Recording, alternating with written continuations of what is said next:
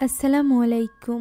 ইন্দোনেশিয়ার এক পরিত্যক্ত ভুতুড়ে বাড়ি থেকে উদ্ধার করা হয় দুই যমজ বোনকে, যার মধ্য থেকে একজন অলরেডি 7 দিন আগে মারা গিয়েছে। তবে রহস্যের ব্যাপার হলো 1 বছর ধরে খাবার এবং পানি ছাড়া অন্য বোনটি এখনো কিভাবে বেঁচে আছে। কেই বা তাদেরকে এখানে আটকে রেখেছে, কেনই বা পুরো বাড়িতে প্রোটেকশন স্পেলের ছড়াছড়ি, যেন কেউ জিন অথবা ভয়ঙ্কর কিছুকে এই বাড়ির মধ্যেই বন্দি করে রেখেছে। আর যদি এমনটি হয়েও থাকে তাহলে উদ্ধার হওয়ার ফলে এখন তো ওই জিন মুক্ত। তাহলে এবার কি ঘটতে চলেছে? এরকমই একটি রহস্যজনক এবং ভুতুড়ে মায়াবী গল্প নিয়ে আজকের এই ইন্দোনেশিয়ান ইসলামিক মুভি, যার নাম পুসাকা। গল্পের শুরুতে আমরা এক ভয়ঙ্কর বাড়ির দৃশ্য দেখতে পাই, যেটা পুরোপুরি অন্ধকার আচ্ছন্ন ছিল। সামনেই কাউকে দাঁড়িয়ে থাকতে দেখা যাচ্ছিল। এমন সময় ক্যামেরার সামনে ভয়ানক কিছু একটা চলে আসে। দৃশ্য পরিবর্তিত হয় এবং আমরা নোয়ার নামের একজন পুলিশ অফিসারকে দেখতে পাই, যে কিনা তার পুলিশের গাড়ি নিয়ে পৌঁছে যায় একটা পুরনো পরিত্যক্ত কারখানায়। সেখানে প্রবেশ করেই সে একটা সিরিঞ্জ খুঁজে পায়। দেখে বোঝাই যাচ্ছিল এখানে কেউ নেশা করেছে। ভেতরে প্রবেশ করতেই সে একটা উঁচু স্থানে কাউকে ঘুমানো অবস্থায় দেখতে পায়। ডাক দিতেই মেয়েটি জেগে ওঠে। আমরা জানতে পারি এটা আর কেউ নয় বরং নোয়ারের বোন নূর। সেই মূলত এই কারখানায় এসে নেশা করছিল, যেটা নোয়ারও জানত। তাই তো সে এখানে তার বোনের জন্য খাবার নিয়ে এসেছিল। আর এরপর সে তার বোনকে নিয়ে বাসার উদ্দেশ্যে রওনা দেয়। পথে তাদের কথা থেকে আমরা জানতে পারি যে তারা দুজন যমজ ভাই বোন। মায়ের মৃত্যুর পর থেকেই নূরের অবস্থা এরকম হয়ে গিয়েছে। আর এই সব কিছুর জন্য সে কোথাও না কোথাও নোয়ারকে দায়ী করে। তার মতে নোয়ারের তার পাশে থাকার প্রয়োজন ছিল, কিন্তু নোয়ার বেচারাও বা কি করবে? তখন তার সদ্য পুলিশের চাকরি হয়েছিল। চাকরির সুবাদে তাকে দূরে থাকতে হতো, যে একাকিত্বের কারণে নূর এখন এরকমটি হয়ে গিয়েছে। এই ব্যাপারে বলার সাথে সাথেই নূর বলে যে তার মতে তো সে মানুষই নয়, বরং জিনে পরিণত হয়েছে। নোয়ার তখন তাকে বলে যে তার জন্যই সে শহরের ভালো পুলিশের চাকরি ছেড়ে ট্রান্সফার হয়ে এই গ্রামের মধ্যে এসেছে, যাতে করে সে নূরের খেয়াল রাখতে পারে। 2 মাস হলো সে এখানে এসেছে। এই 2 মাসের মধ্যে সে 5 বার নূরকে ওই ফ্যাক্টরি থেকে নেশাগ্রস্ত অবস্থায় উদ্ধার করেছে। নোয়ারের এত কিছু করার পরও নূর কেন এখনো নিজেকে সামলে নিচ্ছে না? উত্তরে নূর বলে যে নোয়ার তাকে সবকিছু দিয়েছে, শুধুমাত্র সময় বাদে। আর সে কি একবারও ভেবে দেখেছে যে নূরের কাছে শুধুমাত্র নোয়ারই আছে, এ বাদে আর কেউ নয়। নোয়ার তবুও নূরকে বোঝানোর চেষ্টা করে যে সে তার কাজ বন্ধ করতে পারবে না। তার পাশাপাশি সে যথেষ্ট চেষ্টা করছে। তবে নূর এইসব কথাই খুব একটা গুরুত্ব দেয় না। এভাবেই কথা বলতে বলতে তারা নূরের বাসার সামনে গিয়ে পৌঁছায়। নূর কোনো রকম কথা না বলে গাড়ি থেকে নেমে সোজা চলে যায় ভেতরে। নূর চলে যাওয়ার পর নোয়ারের কাছে একটা অডিও বার্তা আসে, যেখানে একটা পরিত্যক্ত বাড়িতে একটা লাশ পাওয়ার খবর শুনে নোয়ার সেখানে ছুটে চলে যায়। সেখানে পৌঁছে সে একটু অবাক হয়ে যায়, কেননা এই পুরো জায়গাটা বেশ নিঃশব্দ এবং চুপচাপ ছিল। বাকি পুলিশদেরও সেখানে আসার কথা ছিল, তবে তাদের দেরি হচ্ছে দেখে নোয়ার তাদের কাছে পারমিশন চাই ভেতরে যাওয়ার জন্য। তবে পুলিশ জানায় যে তাদের পৌঁছাতে 5 মিনিট লাগবে, তাই নোয়ার যেন তাড়াহুড়া না করে। নোয়ার এবার সেখানেই দাঁড়িয়ে বাড়ির আশপাশটা দেখছিল। এমন সময় সে বাড়ির ভেতরে কাউকে একটা দেখতে পায়, যে কিনা নোয়ার লাইট মারার আগেই সেখান থেকে সরে যায়। এতে করে নোয়ারের সন্দেহ হয় হতে পারে হত্যাকারী এখনো এই বাড়ির ভেতর। এ কারণে সে আর দেরি না করে দ্রুত বাড়ির ভেতরে ঢোকার চেষ্টা করে, যেখানে দরজায় একটা শেকলির সাথে 2টো তালা ঝোলানো ছিল, যার মধ্য থেকে একটা তালা বন্ধ ছিল, আরেকটা তালা ছিল খোলা। সে বন্দুকের সাহায্যে তালা ভেঙে ভেতরে প্রবেশ করে। আস্তে আস্তে ভেতরে প্রবেশ করতেই সে ভেতরের একটা দরজার সামনে একটা লবণের বাউন্ডারির উপর পা দিয়ে ফেলে। সে এখানে এটা দেওয়ার কারণ বুঝতে পারে না, তাই সে পা দিয়ে ওই লবণের বাউন্ডারিটি সরিয়ে দেয় এবং ভেতরের দিকে এগোতে থাকে, যেখানে ভেতরের দেওয়ালে সে অদ্ভুত কিছু জিনিস আঁকা দেখতে পায়। দেখেই বোঝা যাচ্ছিল যে এগুলো কালো জাদুর কোনো চিহ্ন। এক স্থানে পৌঁছানোর পর সে কাউকে একটা সামনে দাঁড়িয়ে থাকতে দেখতে পায়, তবে আলো মারতেই সেখানে কেউই ছিল না। এভাবে বেশ কয়েকবার হওয়ার পর হঠাৎই উপর থেকে আওয়াজ আসে। তাই তো নোয়ার চলে যায় সিঁড়ি রুমে। সেখান থেকে সিঁড়ি বেয়ে সে উপরের রুমে যায়, যেখানে প্রবেশ করতেই সে একটা বিচ্ছিরি পচা গন্ধ পাস করে সে যা দেখে তা দেখার জন্য সে একদমই প্রস্তুত ছিল না। সেখানে একজন মেয়ে বসেছিল, যার কোলে ছিল একটা পচা গলার লাশ। বোঝাই যাচ্ছিল যে বেশ কিছুদিন ধরে এই লাশ এখানেই পড়ে আছে, আর যে এই লাশটি কোলে নিয়ে বসে আছে তার যেন কোনো হুঁশই নেই। নোয়ার তার কাঁধে হাত রাখতেই সে চিৎকার করে ওঠে, আর এখানেই দৃশ্য পরিবর্তিত হয়। আমরা দেখতে পাই সেখানে সব পুলিশরা পৌঁছে গিয়েছে। ওই লাশের পাশাপাশি মেয়েটিকেও সেখান থেকে উদ্ধার করে নিয়ে যাওয়া হয় অ্যাম্বুলেন্সে, কেননা সে চিৎকার করে সেখানেই অজ্ঞান হয়ে গিয়েছিল। এখানে আমরা একজন সার্জেন্টের সাথে পরিচিত হই যার নাম ছিল লুকমান। লুকমান আর একজন পুলিশ অফিসারের সাথে সেখানে দেওয়ালে আঁকা ওই চিহ্নগুলোর ছবি তুলছিল।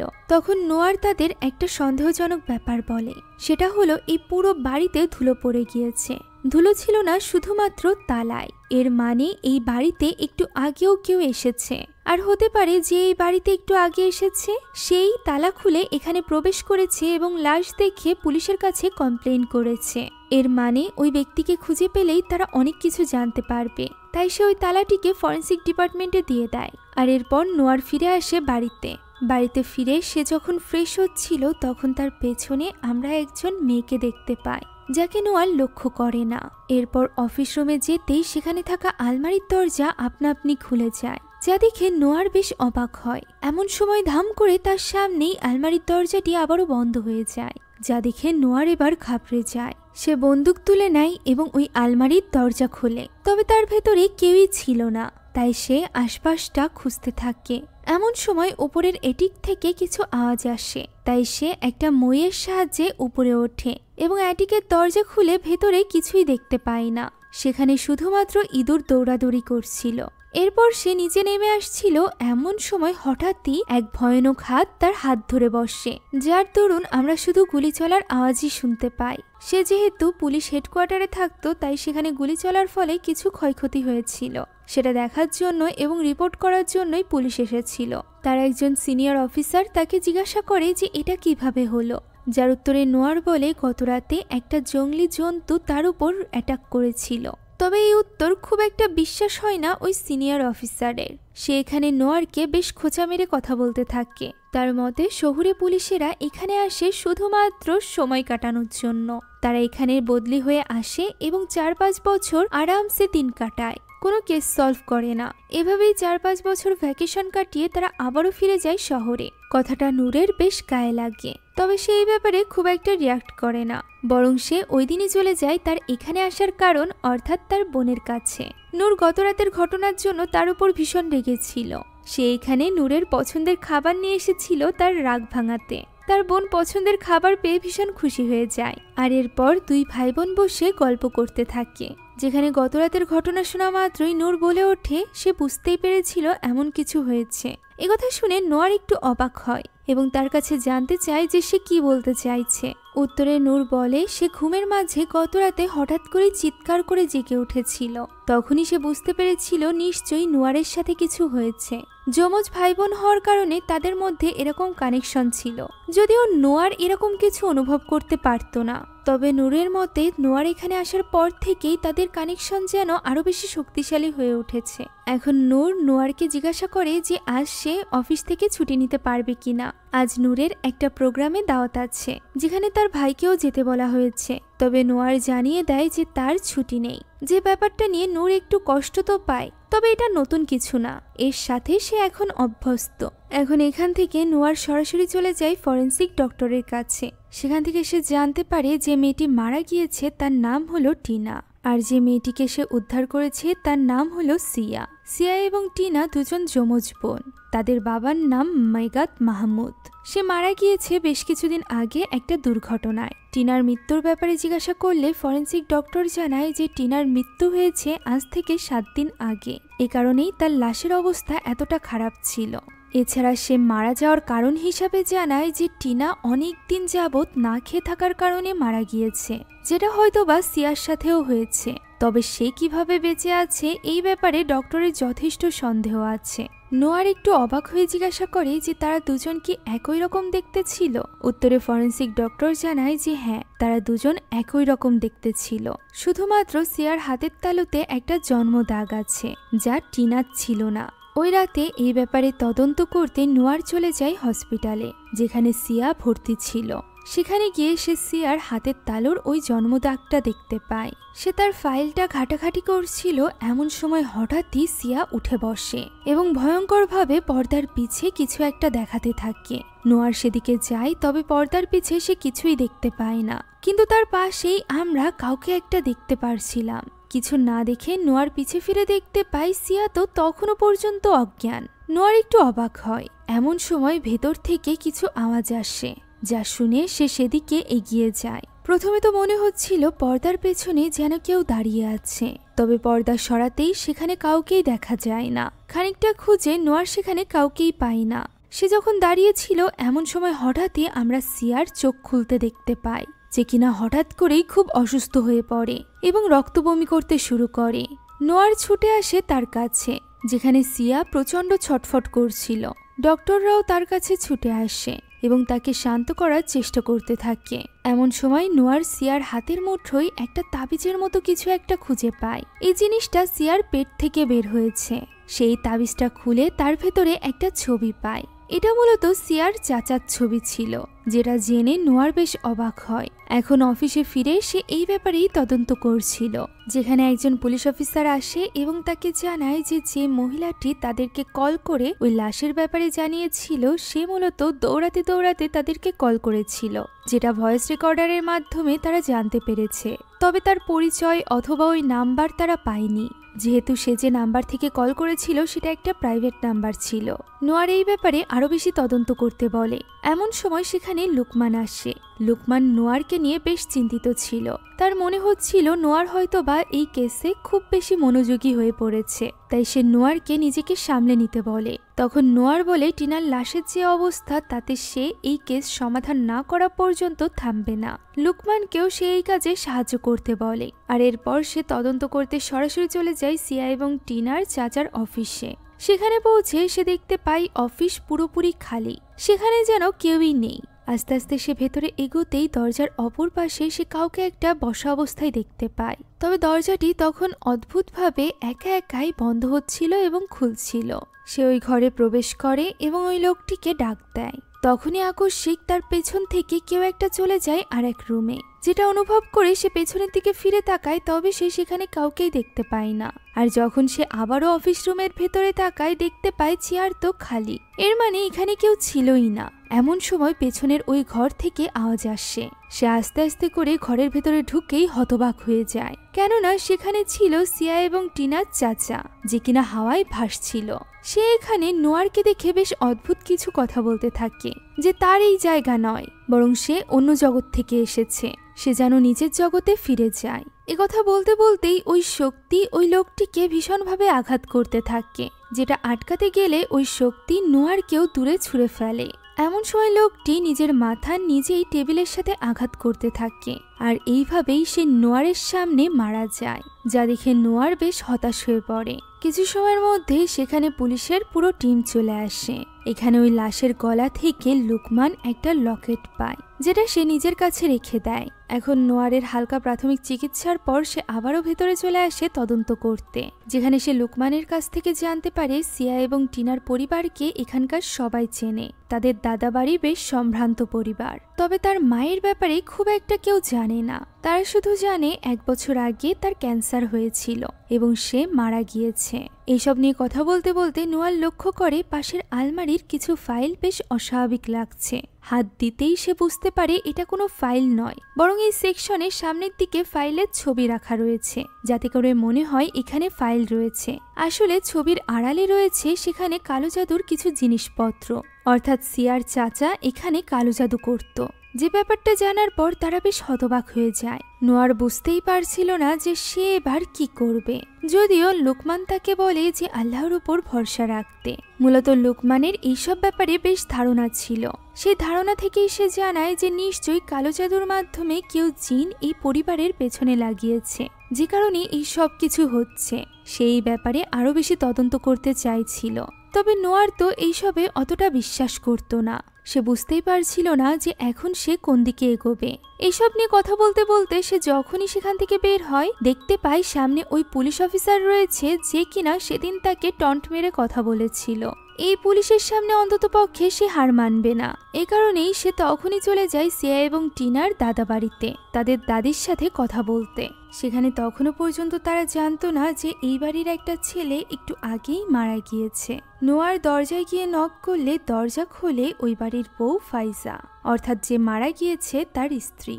ফাইজা দরজা খোলার পর নোয়ার সরাসরি চলে যায় ফাইজার শাশুড়ির কাছে এবং তাকে জানায় যে তার ছেলে আর এই পৃথিবীতে নেই। যা শোনার সাথে সাথে ফাইজা এবং তার মেয়ে ইডা কাঁদতে শুরু করে। তখন নোয়ার সিয়ার দাদি অর্থাৎ নাজমাকে জিজ্ঞাসা করে যে তার আরেক ছেলের দুটো মেয়ে আছে, এই ব্যাপারে সে কি জানে। নাজমা জানায় সে অত কিছু জানে না। তখন নোয়ার তাকে দুঃসংবাদ দেয় যে তার দুই নাতনির মধ্য থেকে এক নাতনি অর্থাৎ টিনা মারা গিয়েছে। সিয়া এখনো পর্যন্ত হসপিটালে ভর্তি।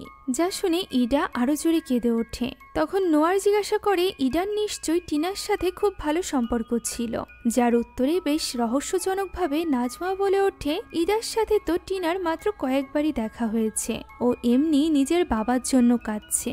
ইডাও ভয়ে ভয়ে এই ব্যাপারে সায় দেয়। এখন নোয়ার চাইছিল বাড়িটা ভালো করে ঘুরে দেখতে যে সেখানে কোনো রকম ক্লু পাওয়া যায় কিনা। সে যখন ফাইজাকে নিয়ে ঘরগুলো ঘুরে দেখছিল তখন অন্যদিকে রান্নাঘরে ছিল ইডা হঠাৎই একটা রিফ্লেকশনে ভয়ঙ্কর কিছু একটা দেখতে পায়, যা কিনা তার পিছেই দাঁড়িয়েছিল, যা খালি চোখে দেখা যাচ্ছিল না। এটা দেখে তার হাত থেকে একটা কাপ নিচে পড়ে ভেঙে যায়। পরবর্তীতে সে যখন দেখতে পায় রিফ্লেকশনে কিছু দেখা যাচ্ছে না, তখন সে রিল্যাক্স হয়ে কাপের ভাঙার টুকরোগুলো উঠাতে শুরু করে। এদিকে নোয়ার বাড়িটি ঘুরে দেখার সময় সেখানে থাকা ছবি থেকে লক্ষ্য করে যে সিয়া টিনার বাবার সাথে ইডার বাবার বেশ ভালো সম্পর্ক ছিল। তারা দুই ভাই একে অপরকে খুব ভালোবাসত। এভাবেই ঘরগুলো দেখতে দেখতে সে একটা ঘরে গিয়ে পৌঁছায়, যে ঘরের পর্দার পেছনে লুকানো ছিল একটা আলমারির মতো স্থান, যার দরজায় তালা দেওয়া ছিল। সে এই ব্যাপারে ফাইজার কাছে জিজ্ঞাসা করবে এমন সময় তারা চিৎকার শুনতে পায়। রান্নাঘরে ইডা তার সামনে টিনার আত্মাকে দেখে ভয়ে চিৎকার করে উঠেছিল, যার কাছে পৌঁছাতেই সে এই ব্যাপারে জানায়। তার মুখ থেকে টিনার আত্মার কথা শুনে নোয়ার আরো বেশি কনফিউজড হয়ে পড়ে। এই ঘটনায় ভয় পেয়ে ইডার জ্বর চলে আসে। সে তার মাকে বারবার বলছিল যে তার মা যেন অন্ততপক্ষে তাকে বিশ্বাস করে সে সত্যি সেখানে টিনার আত্মাকে দেখেছে। উত্তরে তার মা ফাইজা বলে যে সে তাকে বিশ্বাস করে। ওই রাতে আমরা নূরের সাথেও কিছু অস্বাভাবিক ঘটনা ঘটতে দেখতে পাই। ভয়ানক কিছু তার উপরে আসাতে তার ঘুম ভেঙে যায়। তখন হঠাৎ করেই তার উপরে থাকা কাঁথাটি সরতে শুরু করে। সে সেটা ধরতে যাওয়া মাত্রই সেটা সরে নিচে পড়ে যায়। সে প্রথমে নিচে চেক করে, আর এরপর কাঁথাটি উঠিয়ে সে যখনই শুতে যাচ্ছিল তখনই সে দেখতে পায় সামনের ঘরে একজন মহিলা দেওয়ালের সাথে মাথা আঘাত করছে। এটা দেখে সে ভীষণ ভয় পেয়ে যায়। তবে লাইট জ্বালাতেই সবকিছু গায়েব হয়ে যায়। এমন সময় সে রুমের বাইরে দিয়ে নোয়ারকে হেঁটে যেতে দেখতে পায়। তাই সে ঘর থেকে বের হয় এবং নোয়ারকে ডাকতে ডাকতে তার পিছু করতে থাকে। তবে সে বাইরে যেতেই বাইরে থাকা সবগুলো লাইট নিভে যায়। ফলে সে এবার মোবাইলের টর্চ লাইট দিয়ে নোয়ারকে খুঁজতে থাকে। এমন সময় হঠাৎই নোয়ার তার পিছে চলে আসে। ফলে আচমকা ভয় পেয়ে তার হাত থেকে ফোনটি পড়ে যায়। সে নোয়ারকে এর জন্য বকাবকি করছিল। এমন সময় তার ফোনে নোয়ারের কল আসে, যা দেখে নূর এবার ঘাবড়ে যায়। সে ভয়ে ভয়ে ফোনটি তোলে।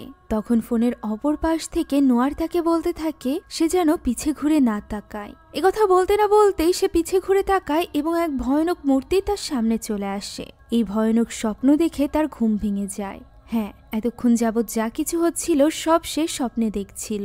নূর দেখতে পাই বেডের সাইডে রাখা তার এবং নোয়ারের ফটোতে নোয়ারের চোখগুলো অস্বাভাবিক দেখাচ্ছে। হতে পারে এটা নূরের জন্য কোনো কিছুর ইঙ্গিত ছিল। তাই তো সে চিন্তিত হয়ে তখনই ফোন করে নোয়ারকে। নোয়ার তখনও ওই কেস নিয়েই ভাবছিল। এত রাতে কল করার কারণ জিজ্ঞাসা করলে নূর এখানে কিছু বলতে পারে না, যা দেখে নোয়ার একটু বিরক্ত হয়, কেননা সে কাজে ছিল। এটা শুনে এবার নূর আরো বেশি বিরক্ত হয়ে যায়, কেননা সে চিন্তিত ছিল, এ কারণেই সে তাকে কল করেছিল। তবে নোয়ারের মতে নূর হয়তোবা ড্রাগস নিয়েছে, এ কারণেই সে তাকে নিয়ে উল্টোপাল্টা ভাবছে। যা শুনে রেগে গিয়ে নূর ফোন কেটে দেয়। এই সময় নোয়ার লক্ষ্য করে সামনে বোর্ডে থাকা সব ছবির মধ্য থেকে টিনার লাশের ছবিটি নিচে পড়ে গিয়েছে। সে সেটা তুলে একটা টেবিলে রাখে। এমন সময় সে দেখতে পাই ওই বোর্ডে তো টিনার ছবি ঠিকঠাকই আছে। সে টেবিলের দিকে ঘুরে তাকাতেই দেখতে পাই টেবিলের উপর ওই ছবিটি নেই, যেটা সে মাত্রই টেবিলের উপর রেখেছে। পর মুহূর্তে বোর্ডে তাকাতেই সে দেখতে পায় বোর্ডে কোনো ছবিই নেই। সবগুলো তো নিচে পড়ে গিয়েছে। নোয়ার সেগুলো তুলতে যায়। এমন সময় পেছনে তার ওই সিনিয়র অফিসার চলে আসে। হুঁশ ফিরতে এসে দেখতে পাই উপরে বোর্ডে সবগুলো ছবি ঠিকঠাকভাবেই আছে। ফলে এই ঘটনায় সে হতভম্ব হয়ে পড়ে। তাই তো সে তার সিনিয়র পুলিশ অফিসারের সাথে কোনো রকম কথা না বলে তখনই সেখান থেকে বেরিয়ে যায়। অন্যদিকে আমরা ফাইজাকে দেখতে পাই। তার গলায়ও তার হাজবেন্ডের মতো ওই লকেটটি ছিল। সে ওই লকেটটি খুলে ফেলে। এটা খুলে সে যেন স্বস্তির নিঃশ্বাস ফেলে। আর এরপর সে নামাজ আদায় করতে যায়। নামাজের শেষ রাকাতে সে যখন সিজদা দেয় তখন হঠাৎ করেই তার হাতের ওপর এক ভয়ঙ্কর হাত দেখা যায়। সে আস্তে আস্তে করে ভয়ে সিজদা থেকে ওঠে। তখনই হঠাৎ করে তার সামনে থাকা ওই জিন নিজে মাথা তুলে তাকায়। আর এরপর আমরা শুধুমাত্র ফাইজার চিৎকারের শব্দ শুনতে পাই। একই সময় বাড়িতে গিয়ে পৌঁছায় নোয়ার বাড়িতে ঢুকে দেখতে পায় তার জিনিসপত্র সব উল্টোপাল্টা ভাবে পড়ে আছে। সেখানে সে তার এবং তার বোনের ছবি পায়, যেটা ভেঙে গিয়েছিল। এই সময় কেউ একজন যেন তার বাড়ি থেকে দৌড়ে বেরিয়ে যায়, যা দেখে সে সাথে সাথে বন্দুক হাতে তার পিছু করতে থাকে। তবে বাইরে গিয়ে সে কাউকেই পায় না। এমন সময় তার কাছে কল আসে এবং তাকে দ্রুত হসপিটালে যেতে বলা হয়। হসপিটালে গিয়ে সে দেখতে পায় সিয়ার অবস্থা বেশ খারাপ। সে ছটফট করছিল। হঠাৎ করেই সে বিছানা থেকে উঠে যায়। তার যেন কষ্ট হচ্ছিল। সে দেখতে পায় তার মুখ থেকে আস্তে আস্তে করে বেরিয়ে আসছে চুল। এই একগোছা চুল টেনে বের করতেই তার সাথে বেরিয়ে আসে আরো একটি তাবিজ, যে তাবিজের ভেতরে ছিল ফাইজার ছবি। এটা দেখে নোয়ার বুঝতে পারে এবার ফাইজাও বিপদে আছে। তাই সে তার পুরো পুলিশ ফোর্স নিয়ে পৌঁছে যায় ফাইজার বাড়িতে, যেখানে বারবার দরজা ধাক্কানোর পরও দরজা কেউ খোলে না। তাই তারা পেছনের দরজা দিয়ে আস্তে আস্তে করে ভেতরে প্রবেশ করে।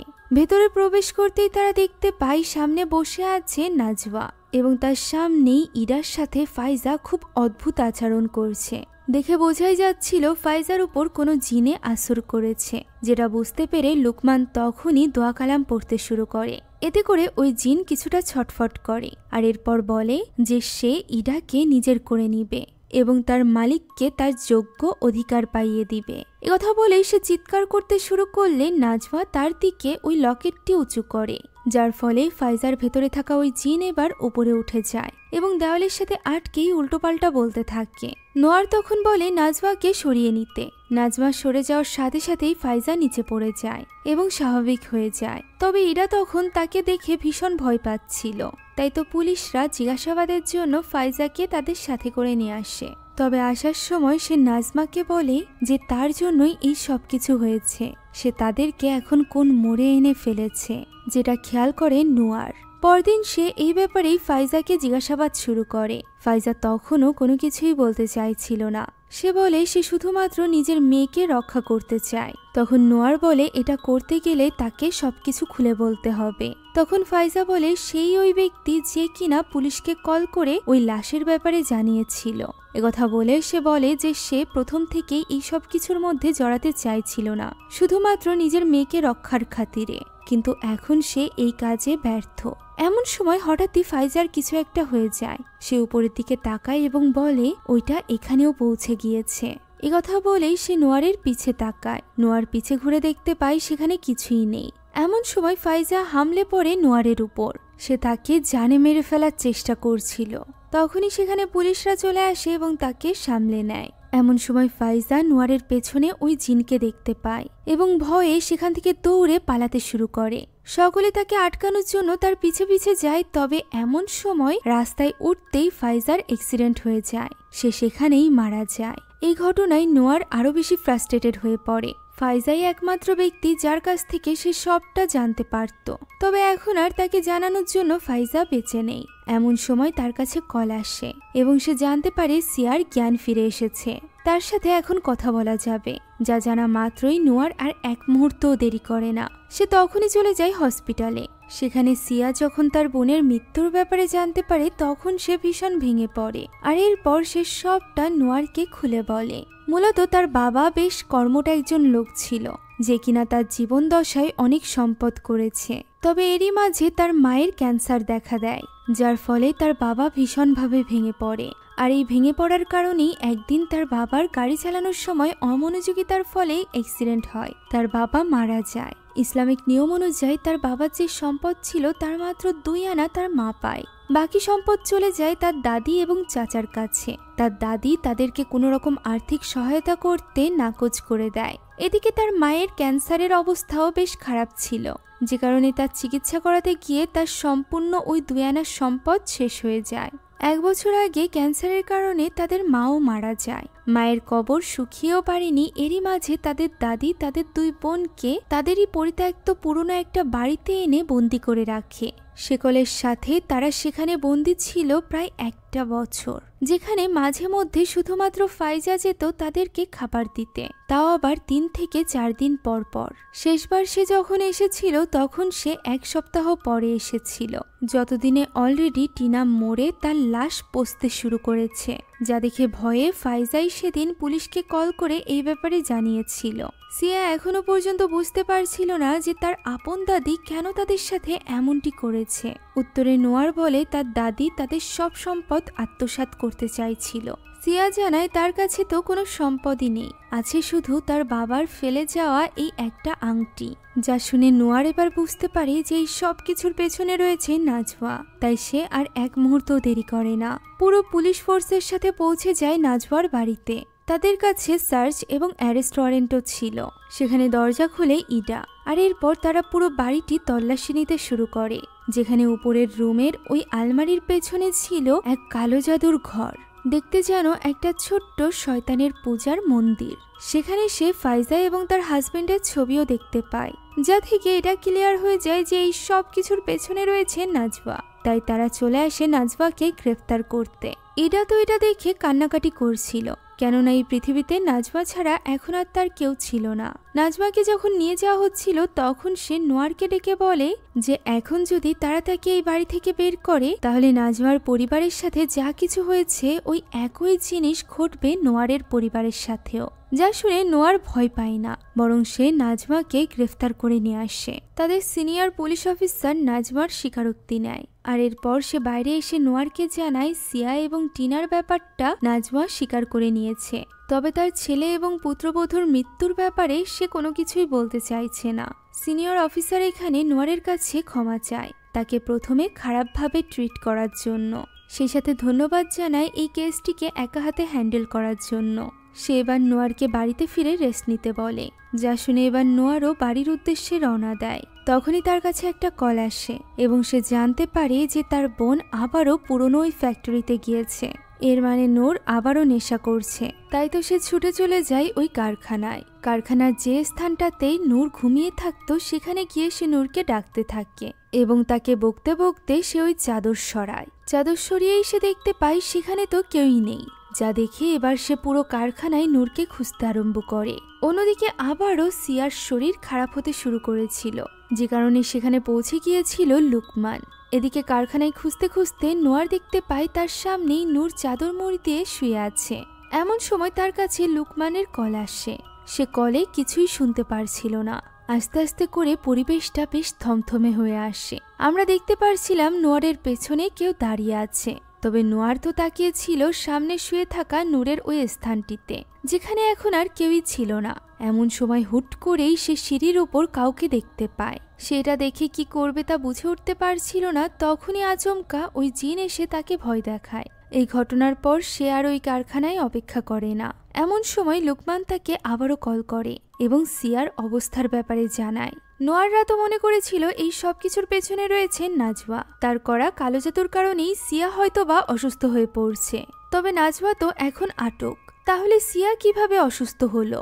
দৃশ্য চলে যায় হসপিটালে এবং আমরা দেখতে পাই সিয়ার মুখ থেকে আবারও একটা তাবিজ বের হয়েছে, যেখানে আর কারণ নয় বরং রয়েছে নাজওয়ার ছবি, যা দেখে নোয়ার এবার আরো বেশি হকচকিয়ে যায়। নাজওয়া যদি এই সব কিছুর পেছনে থেকে থাকে তাহলে তাকে মারার জন্য সিয়ার উপর কালো জাদু কে করবে? এটা বড় কথা নয়, বরং এখন বড় ব্যাপার ছিল নাজওয়াকে বাঁচানো। তাই তো সে তখনই যোগাযোগ করার চেষ্টা করে পুলিশ স্টেশনে। তবে পুলিশ স্টেশনে অলরেডি ভয়ঙ্কর সব ঘটনা ঘটতে শুরু করেছিল। সেখানে একজন মাত্র পুলিশ অফিসার ছিল, যার সাথে অলরেডি ভয়ানক সব ঘটনা ঘটছিল। এদিকে এই সব কিছু নাজওয়াও টের পাচ্ছিল। সে দোয়াদুরিত পড়ছিল, এমন সময় তার পেছনের দরজাটি খুলে যায় এবং সেখানে আমরা ওই জিনকে দেখতে পাই। এদিকে ওই পুলিশ স্টেশনে থাকা একমাত্র অফিসার হানিফ আটকে পড়েছিল একটা রুমে। সেখানে সে সাহায্যের জন্য চিৎকার চেঁচামেচি করছিল, সেই সাথে দোয়া দুরুদ পড়ছিল। এরই মাঝে পুলিশ স্টেশনে পৌঁছে যায় নোয়ার। যেহেতু পুলিশ স্টেশনে কোনো ইলেকট্রিসিটি ছিল না, তাই সে আশপাশটা দেখতে থাকে। এভাবেই সে গিয়ে পৌঁছায় হানিফের দরজার সামনে। সেখানে হানিফ তার কাছে সাহায্য চায়, তবে দরজায় হাত দিতেই সেখানকার লকটি খুলে হাতে চলে আসে নোয়ারের। ফলে সে তখনই দরজাটি খুলতে পারে না। হানিফ জানায় সে ঠিক আছে। তাই তো নোয়ার তার ব্যাপারে আর চিন্তা না করে সরাসরি চলে যায় নাজমার কাছে, এটা দেখার জন্য যে সে ঠিক আছে কিনা। তবে ঘরে যেতেই সে দেখতে পায় নাজমা হাওয়ায় ভাসছে। সে তার গলার ওই বিশেষ লকেটটি নোয়ারের দিকে তাক করে দোয়া দুরুদ পড়ছিল, তবে এতে কোনো লাভ হয় না। মুহূর্তের মধ্যেই নাজমার গলা কেউ চেপে ধরে। এরপর তাকে হাওয়ায় তুলে খুবই ভয়ঙ্করভাবে তাকে মেরে ফেলে, যা নিজের চোখের সামনে দেখে নোয়ারের রু যেন কেঁপে ওঠে। এমন সময় তার পেছনে থাকা হুডি পরা কেউ একজন দৌড়ে পালিয়ে যায়, যা দেখে নোয়ার ভাবে এই সব কিছুর পেছনে হয়তোবা ওই ব্যক্তিই দায়ী। তাই সে বন্দুক হাতে ওই ব্যক্তির পিছু করতে থাকে। এভাবে পিছু করতে করতে সে পুলিশ স্টেশনের পেছনের জঙ্গলে চলে যায়। তবে সেখানে গিয়ে সে ওই ব্যক্তিকে হারিয়ে ফেলে, যে কারণে সে কল করে বাকি পুলিশদেরকে সেখানে ডাকে। সে বেশ হতাশ হয়ে পড়েছিল। এমন সময় উপর থেকে ওই জিনকে নেমে আসতে দেখা যায়, যে কিনা তার উপর আক্রমণ করতেই যাচ্ছিল। এমন সময় নোয়ার তার দিকে ফিরে গুলি চালিয়ে দেয়। ফলে কিছু দূর গিয়ে পড়ে ওই ব্যক্তি, যার কাছে আস্তে আস্তে করে এগিয়ে যায় নোয়ার। কাছে গিয়ে সে যা দেখে তা দেখার জন্য একদমই প্রস্তুত ছিল না। সে দেখতে পায় এটা অন্য কেউ নয়, বরং তারই বোন নূর, যার অবস্থা এখন বেশ খারাপ ছিল। বোনের এই অবস্থা দেখে সে চিৎকার করে কাঁদতে থাকে এবং ওয়াকি টকিতে সাহায্য চায়। এই সময় নূর শুধুমাত্র একটা কথাই বলে যে আমি তোমাকে দেখেছিলাম। সে তাকে পুরো কথাটি বলতে পারে না। এখন পুলিশ সেখানে চলে আসে এবং নূরকে নিয়ে যাওয়া হয় হসপিটালে। অন্যদিকে নূরের ওপর গুলি চালানোর জন্য নোয়ারকে গ্রেফতার করা হয়। তবে তার উপর শুধুমাত্র এই একটা আরোপই ছিল না, বরং ছিল নাজমাকে মারার আরোপও, যা শুনে নোয়ার হতবাক হয়ে যায়। তখন তার ওই সিনিয়র অফিসার তার সামনে একটি ভিডিও ফুটেজ চালায়, যেটা সিসিটিভি ক্যামেরার ফুটেজ ছিল। আর এই ফুটেজে স্পষ্ট যে তখন নাজমাকে ওইভাবে হাওয়ায় ভাসিয়ে মেরে ফেলেছিল নোয়ার নিজে। আর এটা দেখেই সেখান থেকে দৌড়ে পালিয়েছিল তার বোন নূর। এটা দেখে নোয়ার আস্তে আস্তে সবকিছু উপলব্ধি করতে পারে। মূলত প্রথম থেকে যে কয়টা মার্ডার হয়েছে সেগুলো সেই করেছিল। জিনের আসরে এসে সেই ইডার বাবাকে টেবিলের সাথে আঘাত করে করে মেরে ফেলেছিল। তার ভেতরে থাকা ওই জিন দেখেই ইডার মা দৌড়ে রাস্তায় পালিয়েছিল এবং মারা গিয়েছিল। এমনকি ওই দিন সে যখন বাড়িতে ছিল তখন সেখানে এসেছিল নূর, যে কিনা তাকে পজেস অবস্থায় দেখে সেখান থেকে দৌড়ে পালিয়ে গিয়েছিল। অর্থাৎ প্রথম থেকেই জিনে আসর করেছেন নোয়ারকে। কিন্তু কেন, এই ব্যাপারে আমরা একটু পরেই জানতে পারবো। আপাতত আমরা নোয়ারকে আটক অবস্থায় দেখতে পাই, যেখানে তার বারবার নূরের কথা মনে পড়ছিল। তার ভীষণভাবে চিন্তা হচ্ছিল নূরের কারণে। তখনই সেখানে আসে লুকমান। নোয়ার তাকে বোঝানোর চেষ্টা করে যে সে এইসবের ব্যাপারে কিছুই জানে না, সে ইচ্ছাকৃতভাবে কিছুই করছে না। তখন লুকমান বলে যে সে জানে, সে নোয়ারকে বিশ্বাস করে, তাই তো সে এই সব কিছু নিয়ে আরো বেশি তদন্ত করেছে। ওই পরিত্যক্ত বাড়ির দেওয়ালে আঁকা জিনিসগুলো, সেই সাথে সেখানে থাকা ওই লবণগুলো কোনো কালো জাদুর জন্য করা ছিল না, বরং জিনকে আটকানোর জন্য করা ছিল, যে প্রোটেকশন ভেঙে দিয়েছে নোয়ার নিজে। আর এই কারণেই হয়তোবা ওই জিন নোয়ারকেই নিজের শিকার বানিয়ে নিয়েছে। এছাড়া সে আরো জানতে পেরেছে যে নাজমা এবং তার পরিবার যে লকেটটা ব্যবহার করত, সেটা কারোর উপর কোনো কালো জাদু করার জন্য ব্যবহার করত না, বরং সেটা ছিল জিনের আসর থেকে নিজেকে রক্ষার জন্য। নোয়ার বলে যে তার মানে তো নাজমা কারোর পেছনে জিন পাঠায়নি, বরং তার পরিবারের পেছনে কেউ জিন পাঠিয়েছে। লুকমান বলে যে হ্যাঁ, আর এই জিন মালিকের কথা মতোই এই সব কিছু করছে। এটা শোনা মাত্রই নোয়ার সবকিছু বুঝতে পারে যে এই সব কিছুর পেছনে রয়েছে সিয়া। সিয়াই মূলত কালো জাদু করত, আর এ কারণেই তার হাত থেকে বাঁচার জন্য তার দাদি টিনা এবং সিয়াকে ওই ঘরে বন্দি করে রেখেছিল। সেই সাথে সেখানে প্রোটেকশন সল্টও দিয়ে রেখেছিল, যাতে করে ওই জিন সেখান থেকে বের হতে না পারে। তবে নোয়ার গিয়ে সেটা ভেঙে দিয়েছে, যার ফলে এখন সিয়া নোয়ারের মাধ্যমেই ওই জিনের সাথে মিলে প্রতিশোধ নিচ্ছে তার পরিবারের উপর। এবার পালা ছিল সর্বশেষ সদস্য অর্থাৎ ইডার, যার কথা ভেবে নোয়ার বেশ চিন্তিত হয়ে পড়ে। সে ইডাকে যে কোনো মূল্যে বাঁচাতে চাইছিল, তাই তো লুকমান একটা বুদ্ধি বের করে। সে নোয়ারকে এমনভাবে নিয়ে বের হয় যেন সে তাকে নিয়ে যাচ্ছে তার বোনের অবস্থা দেখাতে, এটা বোঝাতে যে সে নিজের বোনের কি অবস্থা করেছে। এই কথা বলে পুলিশকে বোকা বানিয়ে সে নোয়ারকে নিয়ে বেরিয়ে পড়ে, যেখানে নোয়ার তাকে বলে যে সে এইভাবে হেল্প তাকে কেন করছে। উত্তরে লুকমান বলে সে আল্লাহর উপর ভরসা রেখেছে, সেই সাথে বিশ্বাস করে নোয়ারকে, আর এ কারণেই সে তাকে সাহায্য করছে। তারা যে রওনা দিয়েছে এই ব্যাপারটা দূর থেকে সিয়াও বুঝতে পারে, তাই সে তখনই প্রথমে চলে যায় নোয়ারের বোন নূরের কাছে। এমনিতেই গুলি লেগে তার অবস্থা বেশ খারাপ ছিল। এদিকে ওই একই হসপিটালে ছিল ইডা, যে কিনা মর্গে তখন তার দাদি এবং মায়ের লাশ দেখছিল। এমন সময় সেখানে ভুতুড়ে কর্মকাণ্ড শুরু হয়ে যায়। হঠাৎই তার মায়ের লাশও গায়েব হয়ে যায়, পেছনে থাকা তার দাদির লাশ উঠে বসে। এতে করে ইডা ভয়ে কাঁদতে শুরু করে। সে আস্তে আস্তে করে দরজার দিকে এগিয়ে যায় এবং দ্রুত দরজাটি খুলে বেরিয়ে যায়। ঠিক তখনই তার সামনে ভয়ঙ্কর কিছু চলে আসে। তার এক চিৎকারের সাথে এই দৃশ্যটিও এখানেই শেষ হয়ে যায়। এদিকে নোয়ার এবং লুকমান আসছিল হসপিটালের দিকে।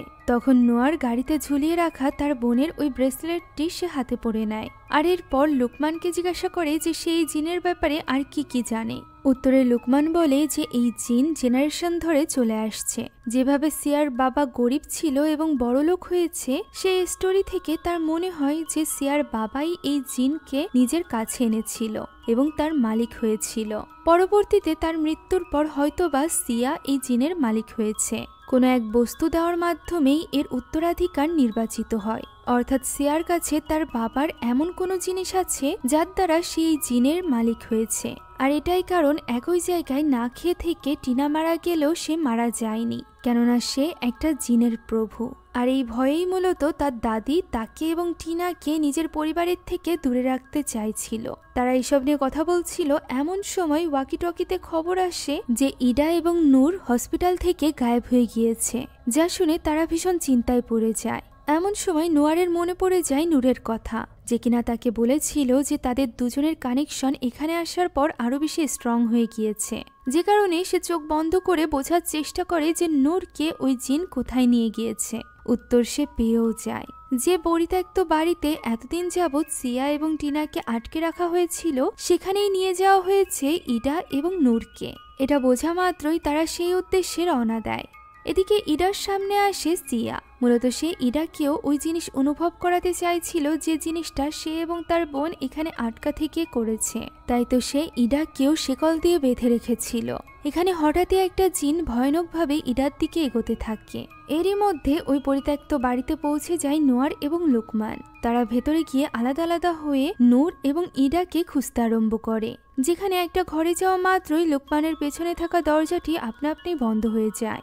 এদিকে ইডার সামনে বসেছিল তার মা। মাকে দেখে ইডা সবকিছু যেন ভুলে যায়। সে তাকে জড়িয়ে ধরে এবং কাঁদতে আরম্ভ করে। এমন সময় ফাইজার হাত এক ভয়ঙ্কর রূপ নেয়, ফলে ইডা চিৎকার চেঁচামেচি করতে থাকে এবং লুকমান ছুটে যায় সেদিকে। অন্যদিকে নোয়ার গিয়ে পৌঁছেছিল নূর যে ঘরে ছিল সেখানে নূরের সাথে সিয়াও ছিল। সিয়া এখানে নূরকে হাওয়ায় ভাসিয়ে তোলে। তখন নোয়ার তাকে প্রশ্ন করে যে তারা কি দোষ করেছে। সে তো উল্টে সিয়াকে মুক্ত করেছে। তবে এতটুকু জীবনে এত কিছু দেখার পর, সেই সাথে এই শক্তি পাওয়ার পর, সিয়া তো ভালো মন্দের পার্থক্যও ভুলে গিয়েছিল। তাই তার সামনে যেই আসছিল তাকেই সে শেষ করে দিতে চাইছিল। নোয়ার বন্দুকুচু করলে খুব সহজেই সিয়া তা দূরে ফেলে দেয়। ফলে নোয়ার বুঝতে পারে যে এবার তার লোকমানের কথাই মেনে নিতে হবে। আল্লাহর কালাম দিয়েই এই জিনকে হারাতে হবে। তাই সে আয়াতুল কুরসি পড়তে আরম্ভ করে, যা শোনা মাত্রই সিয়ার শক্তি কমতে শুরু করে। তার হাতে থাকা ওই আংটিটি জ্বলজ্বল করে জ্বলতে আরম্ভ করে, যা দেখে নোয়ারের আর বুঝতে বাকি থাকে না যে এই আংটির মাধ্যমেই সিয়া তার বাবার ওই জিনকে পেয়েছে। তাই তো সে এই সুযোগ নিয়ে সাথে সাথে সিয়ার উপর গুলি চালিয়ে দেয়। সিয়া মাটিতে পড়লে সে ছুটে যায় নূরের কাছে। তবে ওই জিন এবার নূরের মধ্যে ঢুকে গিয়েছিল, যে কিনা নোয়ারের গলা চেপে ধরে হাওয়ায় ভাসতে আরম্ভ করে।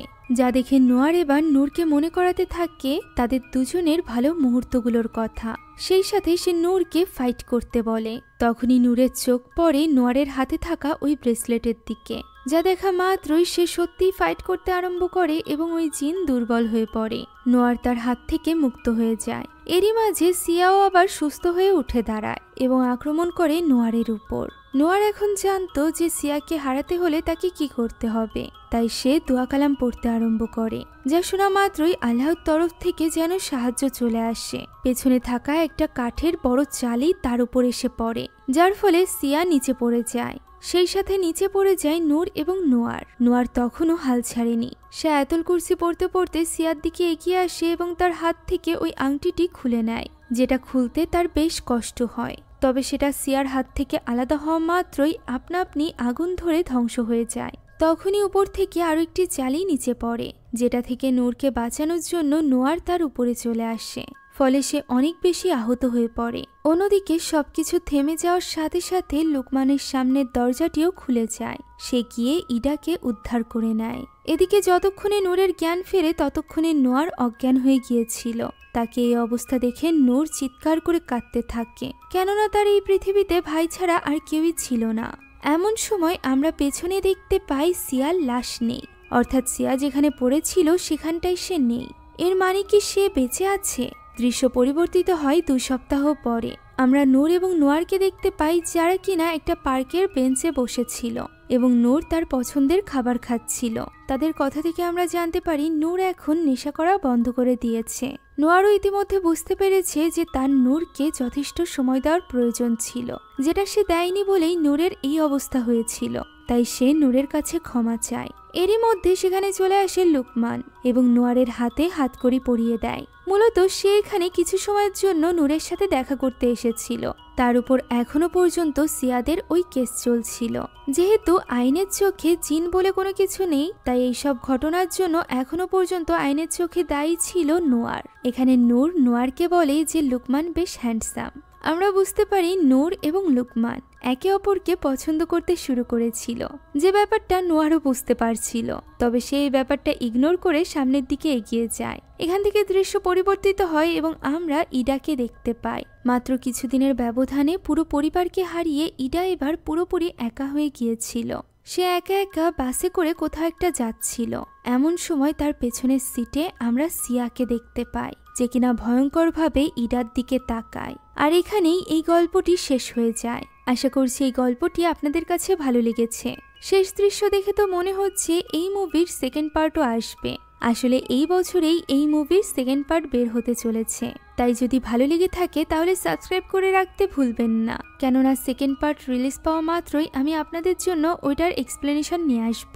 এছাড়া আপনি যদি আমার মতো মুভি লাভার্স হয়ে থাকেন তাহলে আপনার জন্য আমরা নিয়ে এসেছি সুলভ মূল্যে নেটফ্লিক্সের সাবস্ক্রিপশন, যেটা পেয়ে যাবেন আমাদের ফেসবুক পেজ এইচপি শপে। পেজের লিঙ্ক ডেসক্রিপশন বক্সে পেয়ে যাবেন। Thank you so much for watching this video. আল্লাহ হাফিজ।